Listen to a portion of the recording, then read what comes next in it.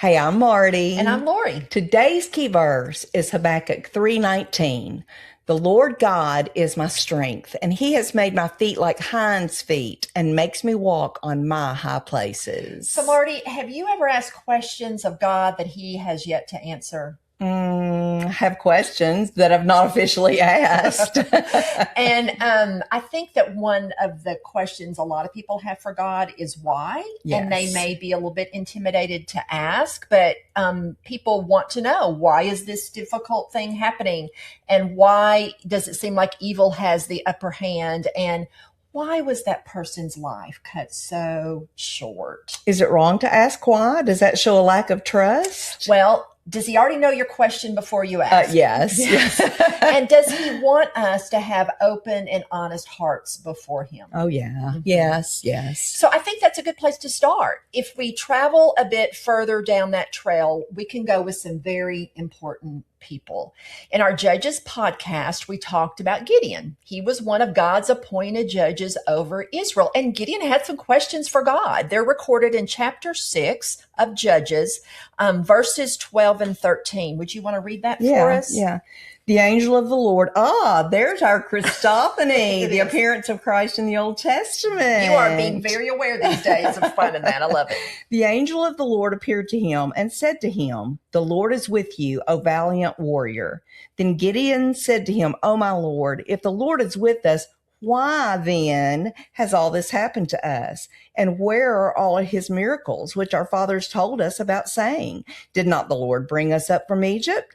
But now the Lord has abandoned us and given us into the hand of Midian." It seems so. But now, was God opposed to Gideon's questions? We're going to read a little further and find out. Okay. The Lord looked at him and said, "Go in this your strength and deliver Israel from the hand of Midian. Have I not sent you?" He said to him, "O Lord, how shall I deliver Israel? Behold, my family is the least in Manasseh, and I am the youngest in my father's house."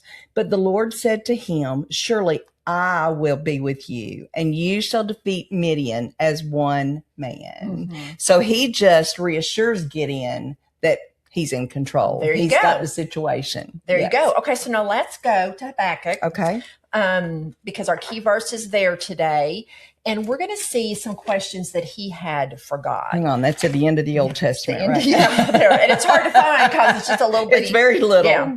Okay, so I'm going to read the first 4 verses of Okay. Habakkuk chapter 1. The oracle which Habakkuk the prophet saw. How long, O Lord, will I call for help and you will not hear? I cry out to you violence, yet you don't save. Why do you make me see iniquity and cause me to look on wickedness? Yes, destruction and violence are before me, and strife exists, and contention arises. Therefore, the law is ignored, and justice is never upheld. For the wicked surround the righteous, therefore justice comes out perverted. So Habakkuk lived during a time of great national corruption when crime and hatred and division in Judah were on the rise. Evil and immorality were flaunted openly. Ethical standards and family values were breaking down. So he cried out to God in despair, and it seemed like God was doing nothing about all the corruption. Now, although Habakkuk was a prophet for his own time, I think he could be considered a prophet for our time. It sounds very similar. Yeah. So some of his questions are our questions. Lord, how long will this last? Lord, are you going to act? And do you see my plight? And then beginning in verse 5, God begins to answer Habakkuk's questions, but it's not really what Habakkuk was hoping to hear from God. He says, this is God speaking, look among the nations, observe, be astonished, wonder. I am doing something in your days. You would not believe it if you were told. In other words, God's saying to Habakkuk, I'm on it. But the way that I am going to deal with this sin of my people is not the way you would expect me to respond. So he's going to tell him it's going to get worse before it gets better. Ouch. We never want to hear that. No. God was going to appoint the enemy to come against his own people in judgment. Oh. So no doubt the discipline hurt the father more than the one being disciplined. That's what they always say. Yeah. So in verse 12, Habakkuk pleads with God to act in a manner that's consistent with his nature. Are you not from everlasting, O Lord? Why, my God, my Holy One, we will not die. You, O Lord, have appointed them to judge, and you, O Rock, have established them to correct. That reminds me of our Acts prayer pattern that we talked about in the last podcast, where adoration comes before supplication. There you go. And remember, even in that one, he called God a rock. So Yes. he's acknowledging who God is, Yes. but what's going on here? Yes. And then he follows with 3 more why questions. Verse 13, your eyes are too pure to approve evil, and you cannot look on wickedness with favor. Why do you look with favor on those who deal treacherously? Why are you silent? Are you silent when the wicked swallow up those who are more righteous than they? And why have you made men like the fish of the sea, like creeping things without a ruler over them? And we notice in chapter 2, starting in verse 1, where Habakkuk is posed to hear God's response. It says, I will stand on my guard post and station myself on the rampart, and I will keep watch to see what he will speak to me and how I may reply when I am reproved. And go ahead and read the next 2 verses. I think that's helpful too. Okay. Then the Lord answered me and said, record the vision and inscribe it on tablets that the one who reads it may run. For the vision is yet for the appointed time. It hastens toward the goal, and it will not fail. Though it tarries, wait for it. For it will certainly come. It will not delay. Okay. So he's telling us to wait for it, that he'll not delay, because our God has perfect timing. Absolutely. Yeah. And then that famous statement that's repeated in Romans, Galatians, and Hebrews, I want us to notice the context. In verse 4, still in chapter 2, behold, as for the proud one, his soul is not right within him, but the righteous will live by his faith. That's interesting. The context for the just shall live by faith. It is a contrast. It's a contrast. Yeah. Okay. So the context is a contrast for that famous verse. The enemy is proud and his soul is not right within him, but the righteous will live by faith. Okay. In our Galatians podcast, you reminded us that the 3 New Testament letters that quote this help explain it.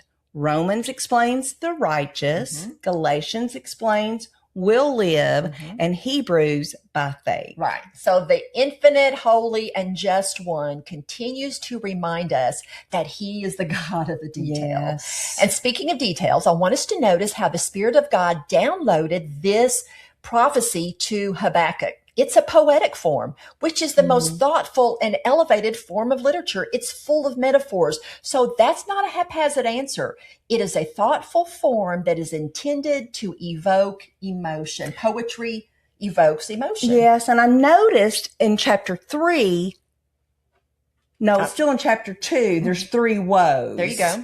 That's never a good thing coming from the Almighty. No, but I want you to see what's in the middle of those woes. Okay. So if we look at verse 14, for the earth will be filled with the knowledge of the glory of the Lord as the waters cover the sea.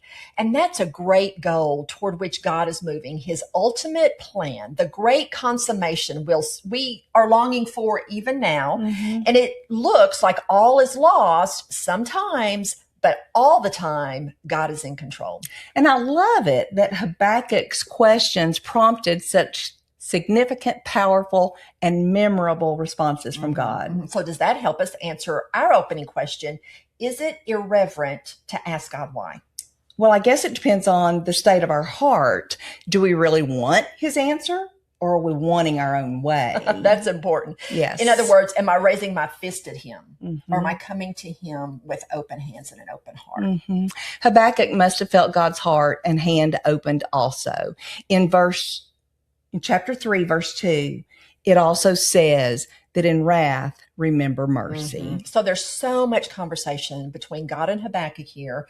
I think we can bring our conversation to a close with our key verse in its immediate context. Okay. So the final verses of Habakkuk, they provide a beautiful description of what it means for the righteous to live by faith. So starting in verse 17, though the fig tree should not blossom and there be no fruit on the vines, Though the yield of the olive should fail and the fields produce no food, though the flock should be cut off from the fold and there be no cattle in the stalls, yet I will exult in the Lord. I will rejoice in the God of my salvation. The Lord God is my strength, and he has made my feet like hinds' feet and makes me walk on my high places. Just like the sure-footed hind that lives and thrives among the rocky crags, God will be my strength, my guide, and my provision, even on the most treacherous paths. So what we're seeing is that this little book that opened with a question ends with a personal declaration of trust and praise. So may our open-hearted questions lead us to the same.